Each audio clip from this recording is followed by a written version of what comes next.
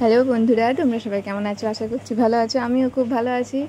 আজকে ভাবলাম তোমাদের সাথে এই আমগুর রেসিপিটা শেয়ার করি, তাই যেই ভাবা সেই ভিডিও করাও শুরু। ওর বাবা নিয়ে চলে এসেছে বাজার থেকে আম, তো ওখান থেকে কেটে দিয়েছে আমগুলো। দেখলাম ভালোই হলো, একটা কাজ আমার কমলো। তো এগুলো আমগুলো একটু ভালো করে ধুয়ে নিলাম। ধুয়ে নেওয়ার পর কড়াইয়ে তেল গরম করতে দিয়ে দিয়েছি, তারপর 5 ফোড়ন দিয়ে দিয়েছি। 5 ফোড়ন দেওয়ার পর আমগুলো একটু ভেজে নেব। আমার এখানে একটা জিনিস ভুল হয়ে গেছে, তো লঙ্কা আর তেজপাতা দিতে আমি কিন্তু ভুলে গেছি। আগে আমগুলো দেওয়ার পর আমি কিন্তু লঙ্কাটা তেজপাতাটা দিয়েছি, কিন্তু এটা 5 ফোড়ন দেওয়ার পর লঙ্কাটা তেজপাতাটা দিতে হতো। সেটা আমার একটু মিস্টেক হয়ে গেছে, মনে ছিল না। ঠিক আছে, যাই হোক, তারপর পরে দিয়ে দিয়েছি। আধা আমগুলো দিয়ে দিলাম কড়াইয়ে, একটু ভেজে নেব।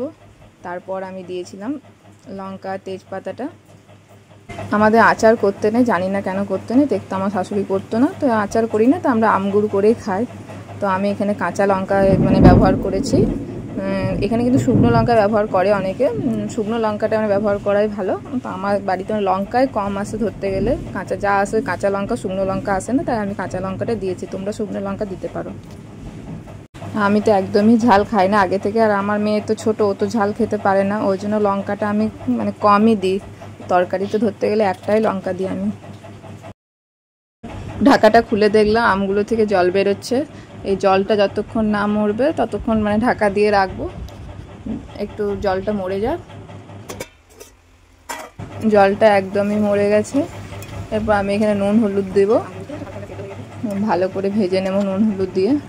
আর আমগুলো দেখো কি সুন্দর একটু একটু সেদ্ধও হয়ে গেছে, একটু কি ভালোই সেদ্ধ হয়ে গেছে আমগুলো ভাপে।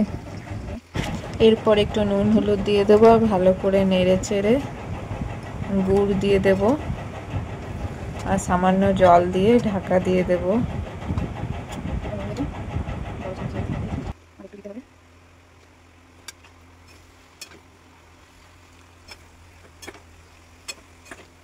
একদম আমগুলো সেদ্ধ হয়ে গেছে।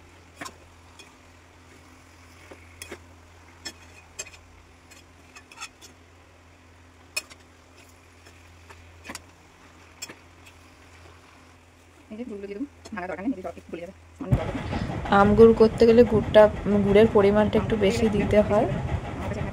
আমিও এখানে অনেকটাই দিয়েছি, 700 গ্রাম মতো গুড় দিয়েছি, আর আমটা ছিল 1 কেজি।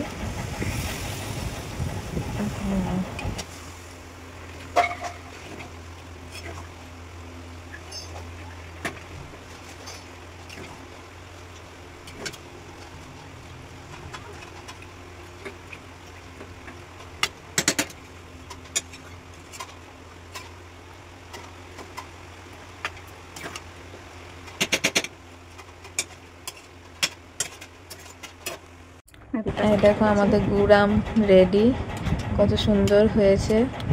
এরপর যেটা আসল মশলা দেব, একটুখানি লঙ্কা গুঁড়ি দিয়ে দিলাম, যেহেতু আমার এখানে শুকনো লঙ্কা নেই। এবারে আসল মশলা ওই মশলাটা দিলে আমগুড়ের টেস্টটা খুব সুন্দর আসে। ওটা একটু সামান্য জিরে একটু, আর একটু 5 ফোড়ন একটু ভেজে পরে শুকনো কড়াই ভেজে ওটা গুঁড়ো করে নিয়েছি, ওটাই একটু দিয়ে দেবো।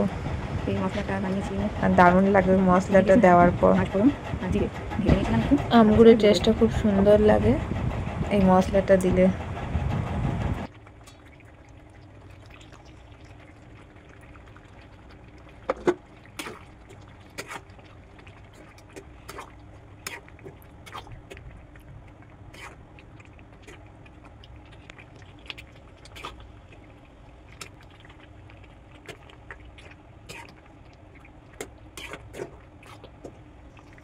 হয়ে গেছে, আর পিঠা বানাবে, আমি তো গ্যাসটা বন্ধ করে দিলাম।